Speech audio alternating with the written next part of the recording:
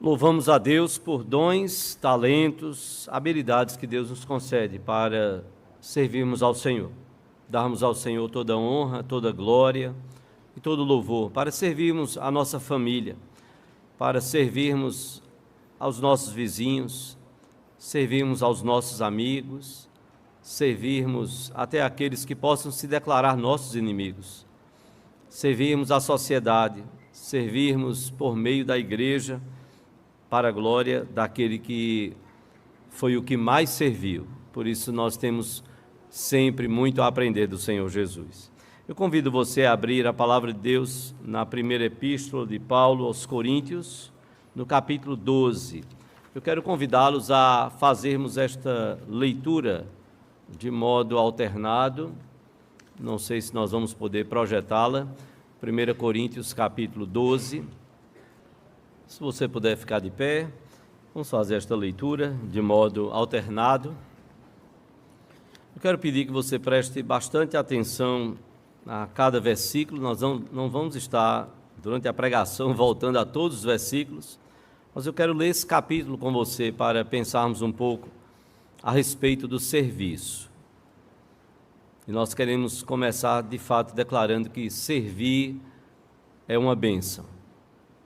Servir é uma bênção. Vamos olhar o que é que Paulo fala a essa igreja, a igreja de Corinto. Ele escreve 1 Coríntios capítulo 12, vamos ler de modo alternado. A respeito dos dons espirituais, não quero, irmãos, que sejais ignorantes.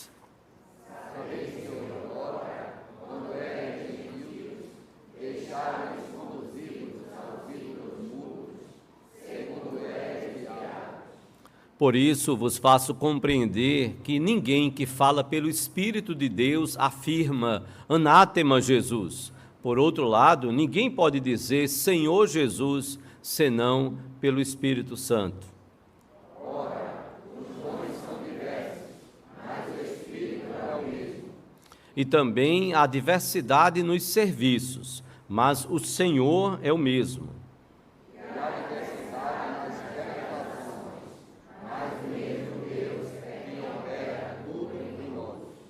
A manifestação do Espírito é concedida a cada um visando a um fim proveitoso. Porque a verdade é do Espírito, a palavra da sabedoria, e a outra segundo o mesmo Espírito, a palavra do conhecimento. A outro no mesmo Espírito a fé, e a outro no mesmo Espírito dons de curar.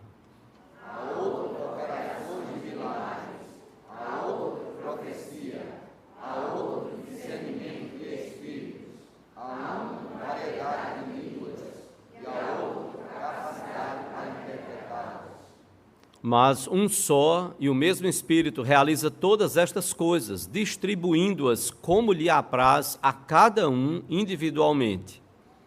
Porque assim como o corpo é um, e tem muitos membros, e todos os membros, sendo muitos, constituem um só corpo, assim também com respeito a Cristo. Pois em um só Espírito todos nós fomos batizados em um corpo, quer judeus, quer gregos, quer escravos, quer livres, e a todos nós foi dado beber de um só Espírito. Porque também o corpo não é um só membro, mas muitos. Se disser o pé, porque não sou mão, não sou do corpo, nem por isso deixa de ser do corpo.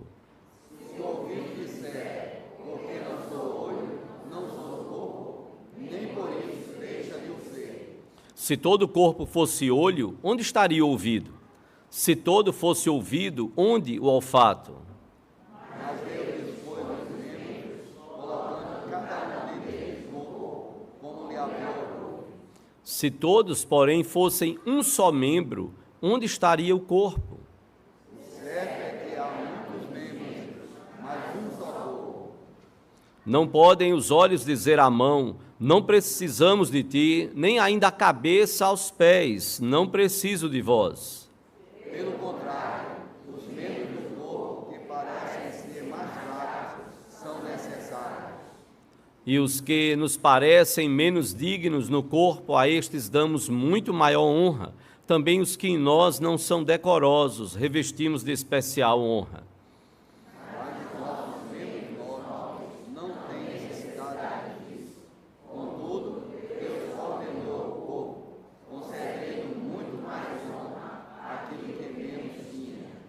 Para que não haja divisão no corpo, pelo contrário, cooperem os membros com igual cuidado em favor uns dos outros.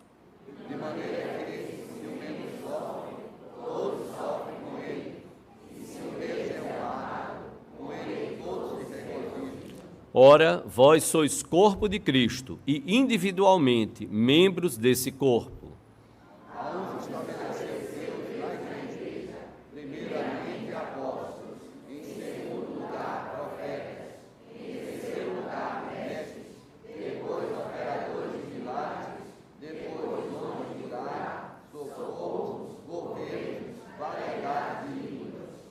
Porventura são todos apóstolos? Ou todos profetas? São todos mestres ou operadores de milagres?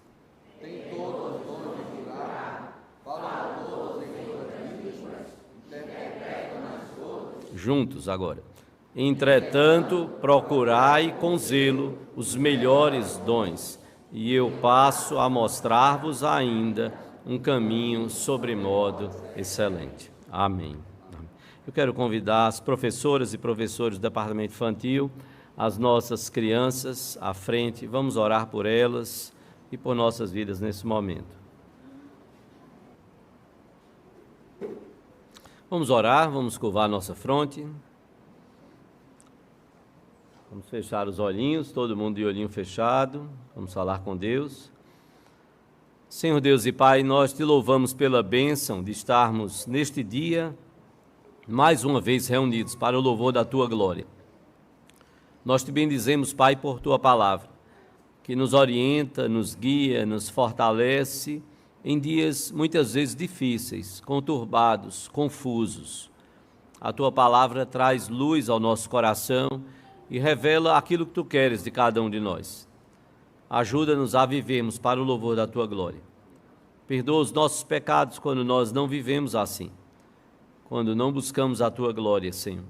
Nos ajuda a aprendermos com a igreja de Corinto. Nos ajuda a crescermos na Tua palavra. Nos ajuda para que sejamos instrumentos Teus, como nós cantamos aqui. Seja o nosso prazer te servir, Senhor. E desta forma, podemos servir ao nosso próximo, servir a nossa família, aos nossos vizinhos, à sociedade. Servimos através da Tua igreja, corpo de Cristo, corpo do Teu Filho Jesus. Nós te adoramos e te bendizemos, ó Deus, e pedimos a Tua bênção e direção na compreensão da Tua palavra, que o Teu Espírito possa aplicar a Tua palavra aos nossos corações e às nossas vidas. Nós te oramos assim, Pai, no nome de Jesus, e para a glória dEle, hoje e sempre. Amém, Senhor. Podeis assentar-vos.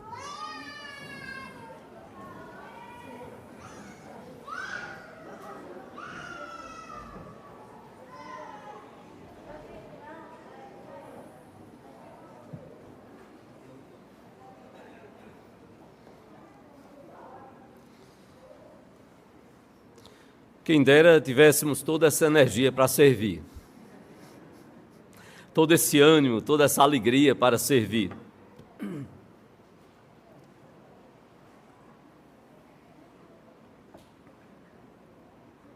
Paulo escreveu aos Coríntios, esta primeira epístola, plantou a igreja na cidade de Corinto, como está lá em Atos capítulo 18, muito possivelmente por volta do ano 51 depois de Cristo, da nossa era, há quase 2000 anos. Quando Paulo foi morar lá na cidade de Corinto em companhia de um casal, Áquila e Priscila, tanto Paulo como Áquila e Priscila eram fazedores de tenda. E Áquila e Priscila moravam em Roma, foram para Corinto porque Cláudio, o imperador, isso é histórico, havia então baixado um decreto e havia expulsado de Roma todos os judeus. Áquila e Priscila, como judeus, então deixaram Roma e foram morar em Corinto, onde conheceram Paulo e os três moraram juntos. Paulo, então, mais ou menos pelo ano 54, 55, escreve esta primeira epístola aos Coríntios. A igreja de Corinto, ela estava estabelecida numa cidade cosmopolita, de grande importância comercial.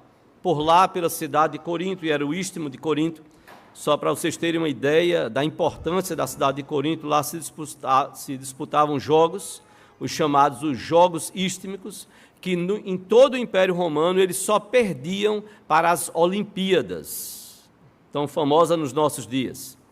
Eram os segundos jogos mais importantes de todo o Império Romano. Por lá passava toda a rota comercial do Império, gente de todo canto daquele mundo.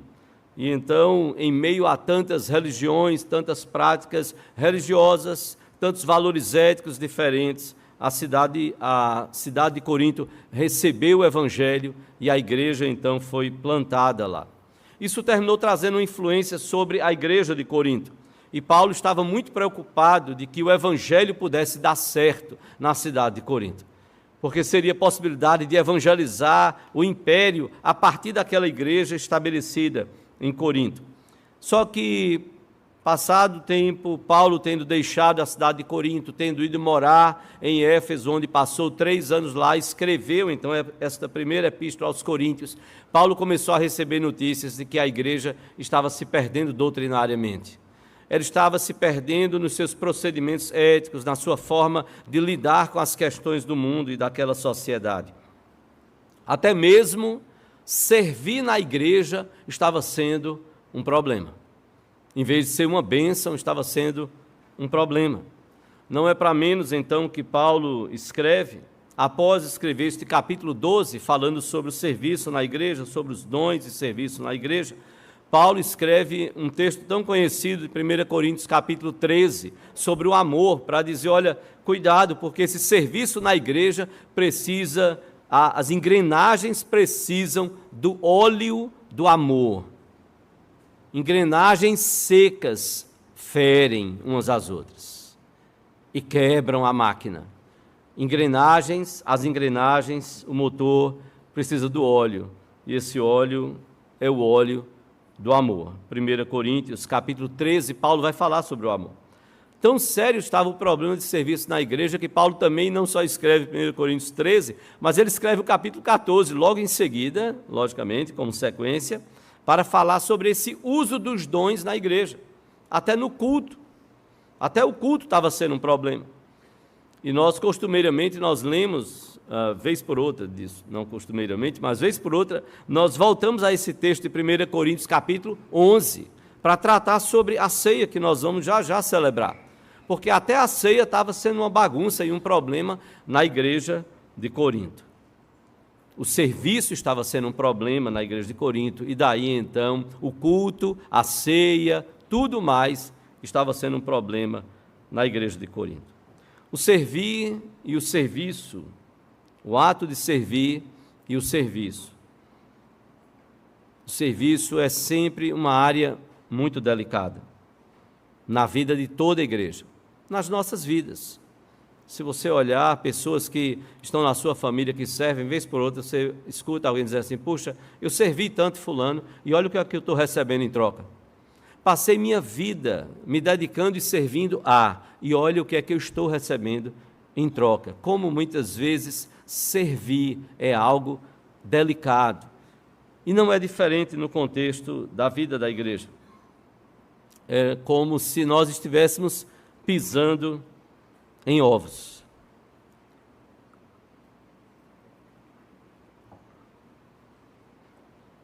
No final dos anos 60, na África do Sul, Deus operou um avivamento, que ficou conhecido no meio evangélico como este avivamento da África do Sul, no meio da tribo dos Zulus.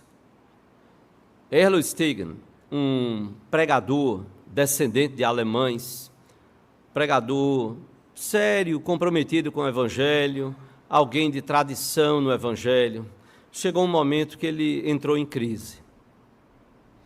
ele foi procurar um evangelista. O L. Stigand era um teólogo, um homem muito estudioso das Escrituras, e ele estava angustiado de como as coisas estavam acontecendo na igreja da África do Sul e com a sua própria vida. E ele foi procurar um homem que era um evangelista, um homem não culto, não tão estudado, não com tantos títulos como ele. Ele que se dedicou a pregar o evangelho na África do Sul, quando fez tantos cursos, recebeu tantos títulos na Europa, e amigos seus diziam: você vai perder sua vida na África. Tem tantas igrejas convidando você para ficar aqui na Europa. Você com tanta cultura, tanto conhecimento, você vai desperdiçar tudo isso na África. E ele se dedicou a pregar o evangelho na África. E ele foi conversar com esse homem, esse evangelista. Era um homem bem conceituado lá naquela cidade. E esse homem começou a falar do evangelho para este pastor teólogo.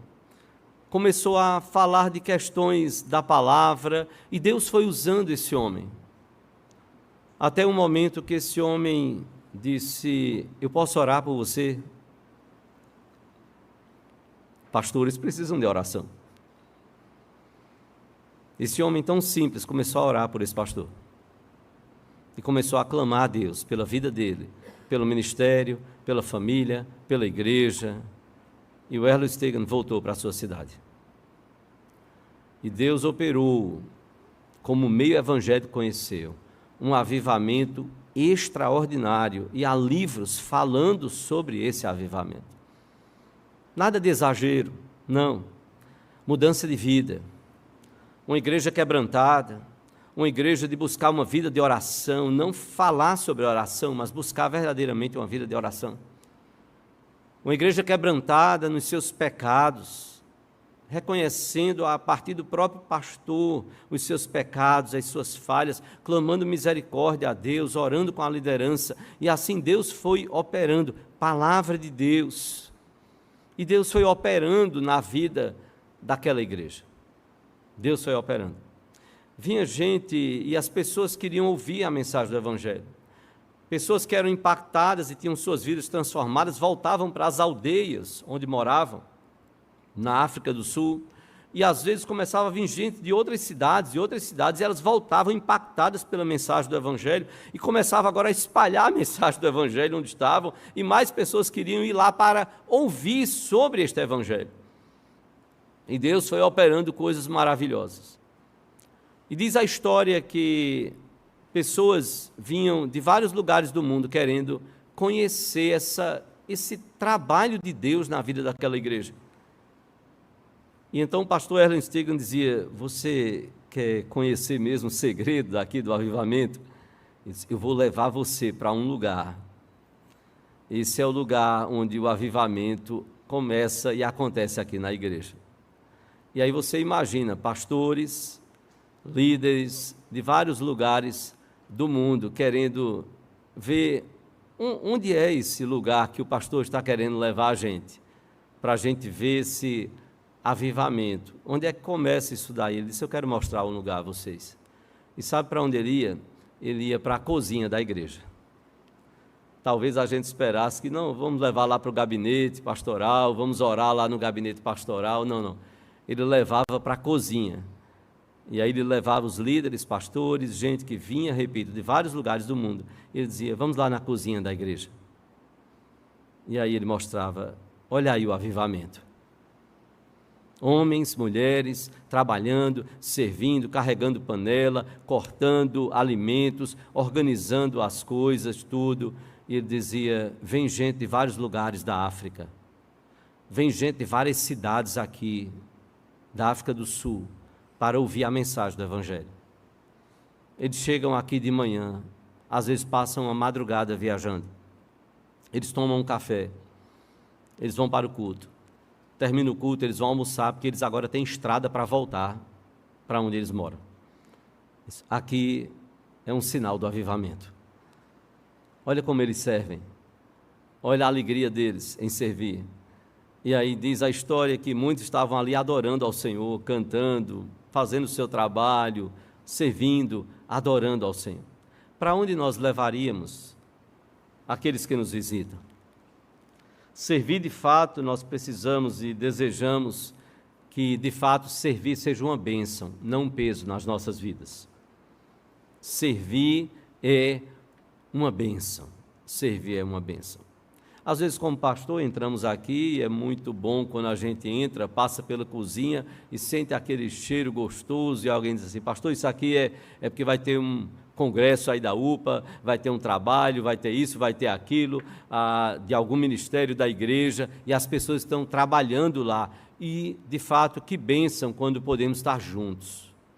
Podemos dividir ali o trabalho e podemos entender que Deus está nos usando na vida de outras pessoas. Servir é uma bênção. Servir é uma bênção quando há unidade. Quando há unidade. Observe o que a palavra de Deus nos fala. A igreja de Corinto, ela estava profundamente dividida. A igreja estava dividida. Se você abrir no capítulo 1, versículo 10 de 1 Coríntios,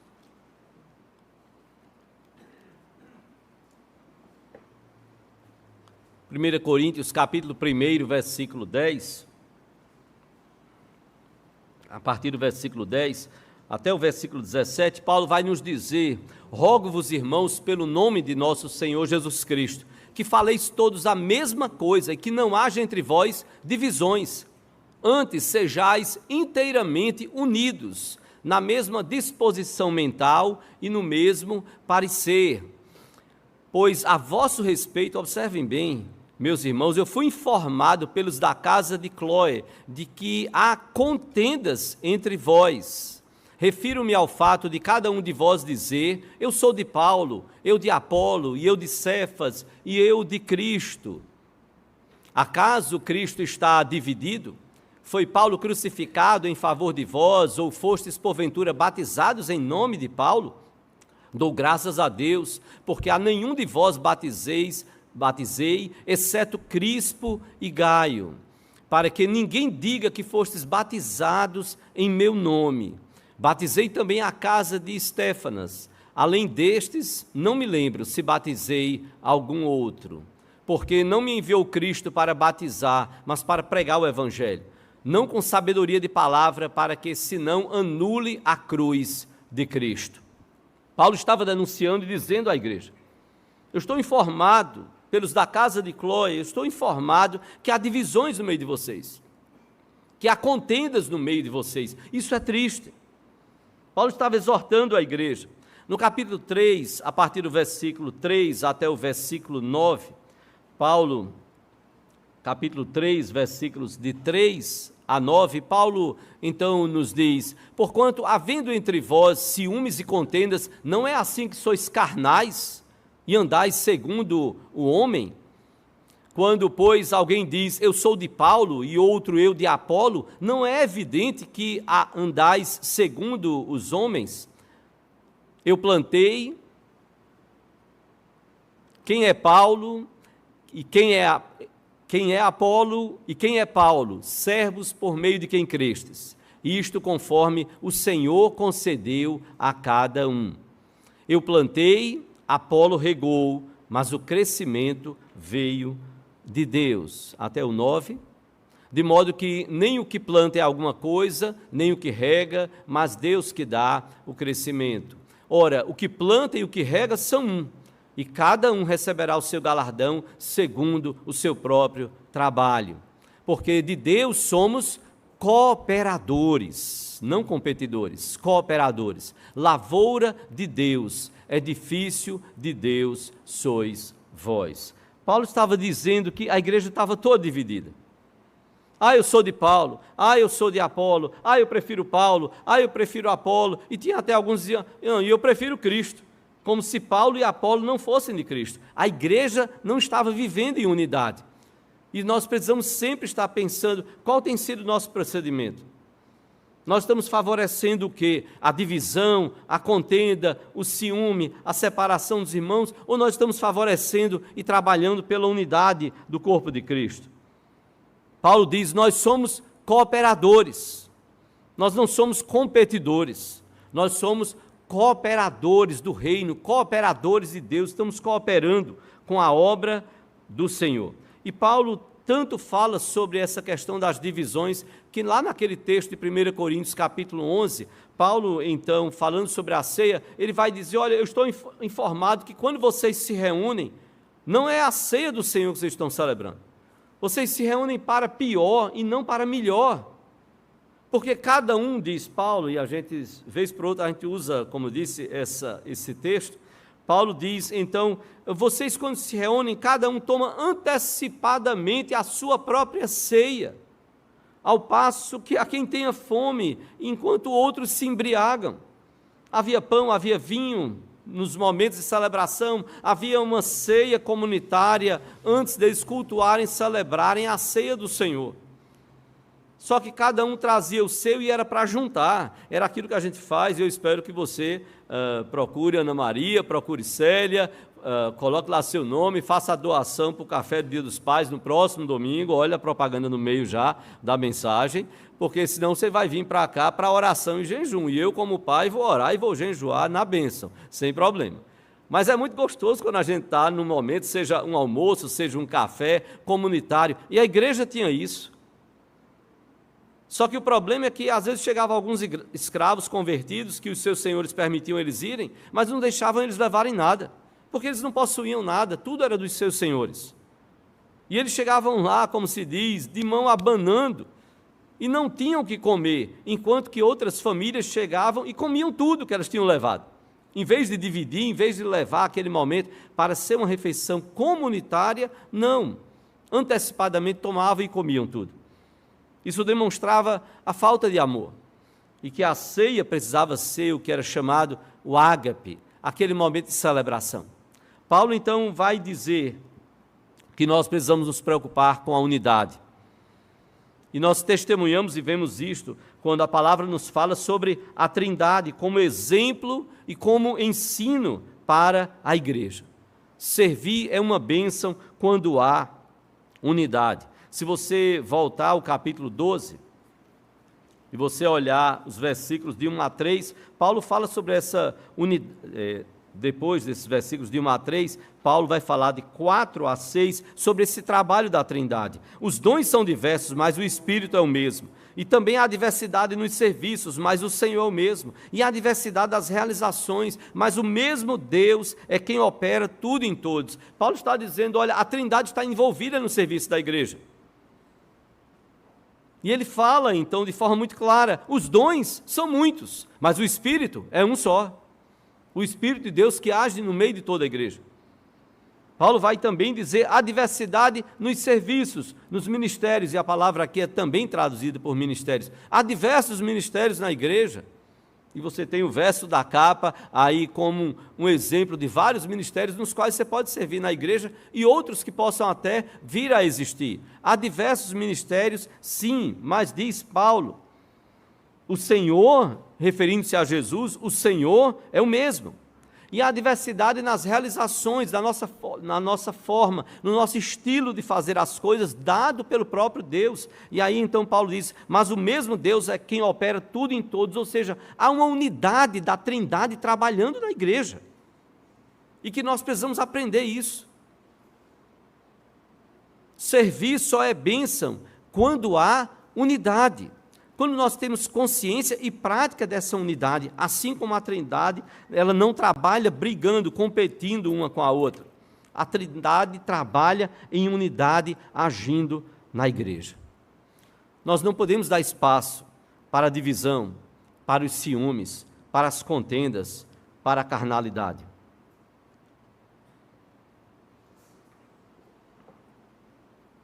Não é fácil servir numa igreja durante 50 anos. Quantos e quantos problemas Jacira poderia testemunhar, e tantos de nós aqui, servindo ao Senhor, ano após ano. Quantas lutas, quantas dificuldades, mas nunca esqueça, trabalhe pela unidade do corpo de Cristo. Porque a Trindade está trabalhando pela unidade. Quando for para dividir, tranque-se no quarto, dobre os joelhos e clame misericórdia. Senhor, não me permita ser usado para a desunião do teu povo. Nós precisamos trabalhar pela unidade. Servir é uma bênção não só quando há unidade, mas servir é uma bênção quando há diversidade. Como lemos aqui, Paulo fala, os dons são diversos, no versículo 4. Paulo diz no versículo 5, os serviços, os ministérios são diversos. No versículo 6, Paulo diz, as realizações são diversas. Nosso estilo pessoal, dado por Deus, são dons diferentes, são serviços diferentes, são realizações diferentes. Há uma diversidade aqui, e a palavra nos mostra isso. Se você olhar 1 Coríntios 12, de 7 a 10, você vai ver uma lista de dons, como a palavra nos diz. A manifestação do Espírito é concedida a cada um, visando a um fim proveitoso, porque a um é dado, mediante o Espírito, a palavra de sabedoria, e a outro, segundo o mesmo Espírito, a palavra do conhecimento, e a outro, no mesmo Espírito, a fé, e essa fé não é a fé em Cristo para a salvação, e a outro, no mesmo Espírito, dons de curar, a outro operações de milagres, a outro profecia, a outro discernimento de espíritos, a um variedade de línguas e a outro capacidade para interpretá-las. Mas um só e o mesmo Espírito realiza todas estas coisas, distribuindo-as como lhe apraz a cada um individualmente. São dons diferentes, são capacidades diferentes, são habilidades diferentes, são ministérios diferentes, são formas de fazer, formas diferentes. Mas em tudo isso o Espírito de Deus está envolvido e Ele está agindo e nos capacitando. Servir se torna uma bênção quando nós respeitamos e consideramos que essa diversidade de dons, de serviços, de ministérios, de formas de realizar, essa diversidade é riqueza espiritual na vida de uma igreja. Paulo tanto fala dessa diversidade de dons, que se você olhar os versículos de 28 a 30, Paulo então vai nos dizer, a uns estabeleceu Deus na igreja, primeiramente apóstolos, em segundo lugar profetas, em terceiro lugar mestres, depois operadores de milagres, depois dons de curar, socorros, governos, variedades de línguas. Então Paulo questiona, é uma pergunta retórica, que ele já tem a resposta. Porventura são todos apóstolos? Não. Ou todos profetas? Também não.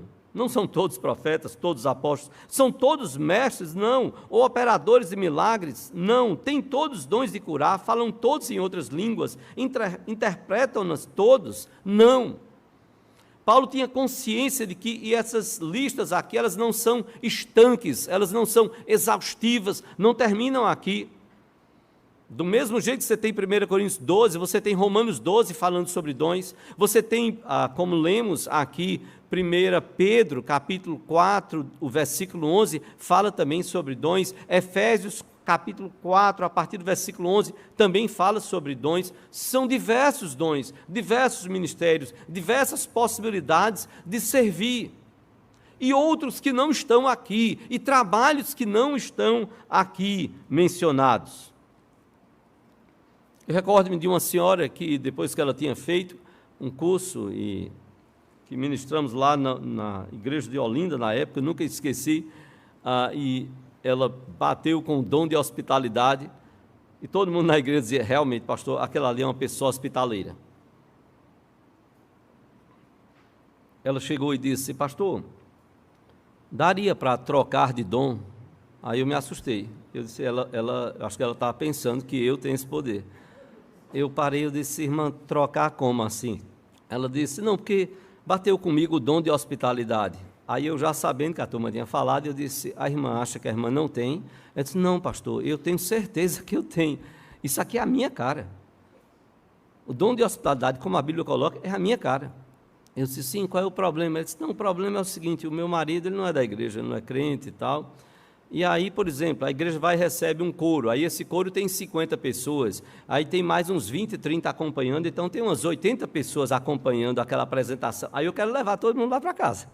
Eu quero servir um jantar para todo mundo, eu quero ajeitar a casa para todo mundo. Eu disse, minha irmã, mas veja, aí a irmã vai ter um problema conjugal. Não precisa usar o dom para ter um problema familiar, conjugal. Não, não. Você vai ter outras oportunidades para exercer a hospitalidade. E Deus, quem nos dá os dons, e todos nós temos pelo menos um dom, e é o que a palavra de Deus deixa muito claro. E nós temos outras tantas habilidades para serem usadas no reino. Detectarmos oportunidades de serviço, porque são diversos os serviços. Meu avô já falecido, avô paterno, quando ele se aposentou, ele era um fãzão de jardim. Eu lembro, quando criança, ele tinha uma casa no Ipsep, ele e minha avó, e o jardim, quem cuidava do jardim da casa dele não era nenhum jardineiro, não, era ele. E o jardim era belíssimo.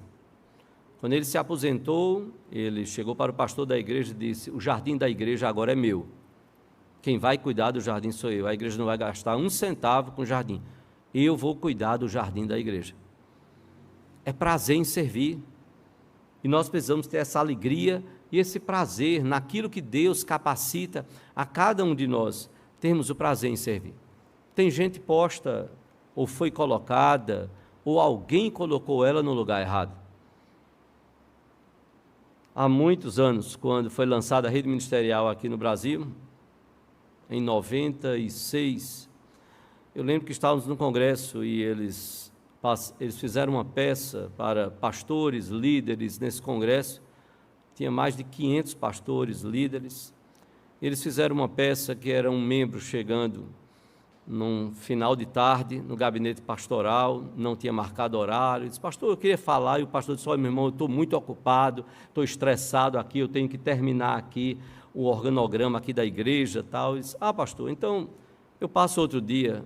Aí o pastor disse: mas o irmão queria falar sobre o quê? Ele disse: é porque é o seguinte, pastor, eu me aposentei ontem e eu vim hoje aqui para dizer que eu estou à disposição da igreja. Aí o pastor disse: não, peraí, então você acabou de resolver o meu problema. Aí o irmão disse: eu resolver problema? Ele disse: exatamente, o irmão não está aposentado? Ele disse: foi ontem, me aposentei, a partir de hoje estou livre. Ele disse: pronto, o irmão vai entrar aqui. Ele disse: fazer o quê, pastor? Aí o próprio irmão disse: olha, eu queria muito trabalhar na secretaria da igreja, eu queria ajudar o pessoal lá, eu sei que é muito trabalho, tem muita coisa para fazer, eu estou aqui, foi minha vida toda organizando as coisas nas repartições, nas empresas por onde eu passei, eu queria muito ajudar. E aí o pastor olhou para ele e disse: não, meu irmão, veja só, eu sei que na secretaria tem os funcionários lá e tem um bocado de crente que vai lá para tomar cafezinho, comer bolacha, biscoito, ficar perturbando o pessoal e fica lá enchendo a secretaria. Aí o pastor ia, levantava uma cartolina, tinha um bocado, nome de pessoas, era o nome de pastores e líderes lá do congresso, estava tudo lá. Ele disse: olha, eu sei que está cheio lá, então faça o seguinte, tem um lugar para você especial, você vai ser professor de criança. Ele parou e fez: como, pastor? Ele disse: professor, você vai nos ajudar, a gente está precisando de um professor para completar as classes do departamento infantil. Ele disse: pastor, eu não levo o menor jeito com criança. Ele disse: não tem nada não, Deus capacita, Deus vai ajudar você. E você já começa nesse próximo domingo. Ele disse: pastor, não tem condições, pastor. E aí desenrolava a peça. E aí o pastor dizia: olha, eu vou colocar seu nome aqui, vou levar aqui o relatório, e veja, você vai ver, daqui a 1 ano, você vai voltar aqui me agradecendo. E os dois saíam. Aparecia no telão 1 ano depois. E voltava o irmão do gabinete pastoral. Pastor, aí ele olhava, o pastor dizia: já sei, vai querer continuar esse... Ele disse: não, pastor, não, de jeito nenhum. O senhor disse que eu ia voltar de fato, eu estou voltando para renunciar. Eu disse ao senhor, não era a minha área, não era o meu dom, não tenho paixão por criança. Tem quem tenha, então Deus abençoe cada um na sua área. Essa não é a minha área. Aí ele disse: pastor, o senhor não imagina, olha, foi um terror. E aí o pastor disse: a Bíblia mesmo diz, no mundo tereis aflições, é assim mesmo. Tenha bom ânimo, meu irmão. Ele disse: não tem condições. Deus não me chamou para essa área, não. E aí, então, o pastor falando com ele, tentando convencer, ele disse: pastor, quando eu recebi a classe tinha 30 crianças. 30. Agora, pastor, o senhor sabe quantas tem? O pastor disse: não, eles têm 3. De 30, pastor, só tem 3. E das 3, pastor, 2 são meus filhos que eu obrigo a ir todo domingo e eles não querem ir. Eles estão detestando o departamento infantil. É uma coisa sui generis, né? Pergunte às suas crianças se elas gostam do departamento infantil. E aí o pastor ficou curioso e disse: e quem é a terceira criança? Ele disse: é o meu sobrinho que fica dizendo para os meus filhos: esse professor vai fechar a sala, vai acabar com a sala. Nós temos dons diferentes. Tem gente que Deus chamou para ser bênção lá no departamento infantil, gente que Deus chamou para ser bênção na UPA, gente que Deus chamou para ser bênção trabalhando com jovens, com adultos, com terceira idade, gente que Deus chamou para trabalhar com mulheres, com homens, com casais, e por aí vai. Os diversos ministérios da igreja. E quanto mais nós vamos nos conhecendo, e quanto mais vamos conhecendo da palavra de Deus para a vida da gente, vamos sentindo a direção do Espírito de Deus, Deus vai nos guiando para essas diferentes áreas. É como Paulo disse, se todo o corpo fosse ouvido, fosse olho, fosse pé, onde estaria o corpo? Não, não existe um corpo só de pé, só de olho, só de ouvido. Nós somos diversos no corpo de Cristo, os membros são diversos. Servir é uma bênção quando há unidade, servir é uma bênção quando há diversidade. Mas, por último, eu gostaria de dizer, servir é uma bênção quando há reciprocidade. E reciprocidade, como você bem sabe, tem a ver com ser recíproco, mútuo. Nós precisamos aprender a dar e receber. Muitas vezes é só, vem a mim, vinde a mim. Nós precisamos dar e receber, não só receber. A figura que Paulo usa, inspirado pelo Espírito Santo, é uma das suas figuras prediletas para se referir à igreja. Ele usa muito a noiva. Mas se há uma figura que Paulo gosta também de usar, é o corpo, para se referir à igreja. A igreja de Cristo é como um corpo e nós precisamos ter consciência disso. E Paulo fala sobre isso. No versículo 12, Paulo diz que como corpo, capítulo 12, versículo 12, Paulo diz, porque assim como o corpo é um e tem muitos membros, e todos os membros, sendo muitos, constituem um só corpo, assim também com respeito a Cristo. Paulo diz, olha, todo o corpo ele é formado por muitos membros, assim também a igreja.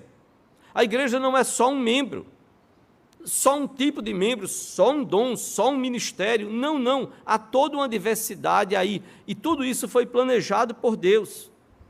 Existe unidade na diversidade, através de um só Espírito. Como nos diz então o versículo 13.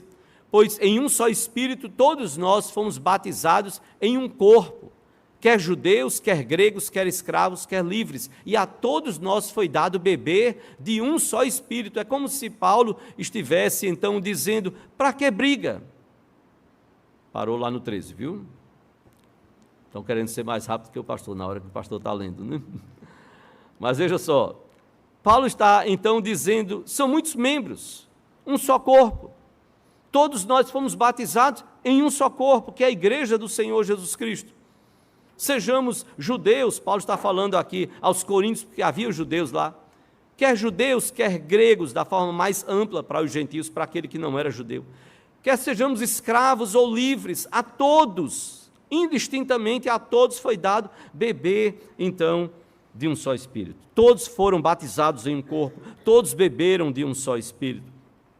E então, Paulo, a partir do versículo 14 a 17, Paulo vai mostrar que nós somos muitos e nós somos diferentes, que nós somos necessários e nós somos carentes mutuamente, que nós não podemos desprezar o outro e nem sermos desprezados e nem deixar que nos desprezem por sermos diferentes. Paulo vai então nos dizer a partir do versículo 14, porque também o corpo não é um só membro, mas muitos. Se disser o pé, porque não sou mão, não sou do corpo, nem por isso deixa de o ser. Se o ouvido disser, porque não sou olho, não sou do corpo, nem por isso deixa de o ser. Se todo o corpo fosse olho, onde estaria o ouvido? Se todo fosse ouvido, onde estaria o olfato? Mas Deus dispôs os membros, colocando cada um deles no corpo, como lhe aprouve. Se todos, porém, fossem um só membro, onde estaria o corpo? Paulo vai usar a figura do corpo e dizer, olha, corpo é corpo, e como é corpo, nós somos diferentes. Nós somos muitos membros, nós somos diversos. Mas entendendo muito bem que toda essa diversidade no corpo de Cristo, na igreja de Jesus, tudo isso foi pelo desígnio de Deus, como está no versículo 24. Contudo, Deus coordenou o corpo, concedendo muito mais honra àquilo que menos tinha, para que não haja divisão no corpo, versículo 25. Pelo contrário, cooperem os membros com igual cuidado em favor uns dos outros. Nós precisamos cuidar, cooperar, ajudar uns aos outros. Diferentes ministérios, Nós precisamos dar e receber. É isso que Paulo nos ensina. Não só querer receber enquanto ministérios na igreja, enquanto líderes, o que quer que seja, mas dar e receber, essa troca, essa interdependência que Deus quer que exista no nosso meio. A tal ponto, de forma tão prática, que Paulo nos coloca o exemplo, de maneira que se um membro sofre, todos sofrem com ele. E se um deles é honrado, nem sempre todos são honrados. Não. Se um deles é honrado, com ele todos se regozijam. Aqui está o teste da maturidade. Quando um sofre, nós sofremos juntos. Quando um ministério, quando um membro é honrado, é fulano, é porque tu não sabe da vida dele. Tu não sabe disso, tu não sabe daquilo. Não é isso que a palavra nos ensina. Quando um sofre, nós sofremos juntos. Quando um deles é honrado, todos se alegram por aquela honra. Nós somos corpo. Nós somos igreja do Senhor. E Paulo, então, traz um lembrete importante. No versículo 27 e termina no versículo 31. Ora, vós sois corpo de Cristo, no versículo 27. E individualmente, membros deste corpo. Paulo diz, cada um de vocês é membro desse corpo. Cada um precisa pensar, Senhor, eu estou cumprindo a minha função. Porque você sabe, quando um membro não cumpre a função dele, ele sobrecarrega outro membro. E no versículo 31, Paulo vai dizer, em meio a todos esses dons, Paulo vai dizer, entretanto, procurai com zelo os melhores dons. Procurai com zelo os melhores dons.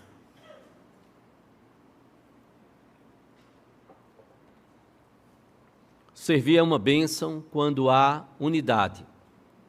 Servir é uma bênção quando há diversidade. Servir é uma bênção quando há reciprocidade, esse dar e receber que foi planejado pelo próprio Deus. Foi Deus quem coordenou tudo, colocou os membros no corpo para que fosse dessa forma. Anos e anos se passaram. E voltando a esse congresso, nessa igreja, com pastores e líderes de tantos lugares do Brasil, e nesse outro ano, como naquele, alguns pastores e líderes de outros países que vieram para o congresso. Eu lembro que eu estava na livraria e passeando ali no meio da livraria do congresso, uma senhora com colete do congresso, ela parou e disse assim, você é pastor? Eu disse, sou. E ela perguntou, de onde? Eu disse, do Recife, Pernambuco. Ela olhou e disse, que bênção, não é ser pastor? Eu disse, é. Ela parou e disse, é uma bênção servir, não é? Eu disse, é. E ela olhou e fez, o senhor tem diabetes? Eu disse, não. Ela disse, eu tenho. O senhor tem pressão alta? Eu disse, não. Ela fez, eu tenho. Aí ela fez, mas servir é uma bênção, viu? Eu disse, é. O senhor tem artrose? Eu disse, não. Ela disse, eu tenho. Ela fez, e artrite? Eu disse, não. E eu comecei a ficar com medo. Eu disse, se eu passar mais uma meia hora aqui, eu vou sair daqui com tudo isso daí. Eu disse para mim mesmo, não falei para ela não. Não é? Senão, ela ia me dar com toda razão um tapa, né? E ela parou e disse assim, pastor, é uma bênção servir. O senhor não imagina quantos medicamentos eu tomo. Mas esse congresso aqui da igreja eu não perco não, pastor. Ela disse, eu fico pensando quantos pastores, líderes, como igreja, nós estamos abençoando. Aí eu parei e disse, é verdade. Ela disse, eu fico pensando que esses pastores vão voltar para as suas igrejas. E a nossa oração aqui, nesta igreja, é que a gente seja bênção, mesmo que a gente não saiba os resultados. Os resultados estão nas mãos de Deus. É aquele pastor, como eu vi dentro de um ônibus, a gente indo para uma localidade. Eu não sou de ficar ouvindo conversa, mas aí na hora que ele falou, eu disse, não, agora eu entrei na conversa, pelo menos para ouvir. Eu escutei quando ele disse assim, 7 vezes eu pensei em deixar o ministério. Aí eu disse, bom, agora me interessa. Eu quero ouvir um pouquinho aí. Ele disse, e 7 vezes é só contando as vezes mais sérias,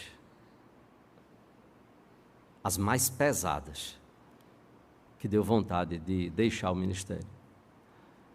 E 7 vezes Deus impactou o meu coração para impedir que eu deixasse o ministério.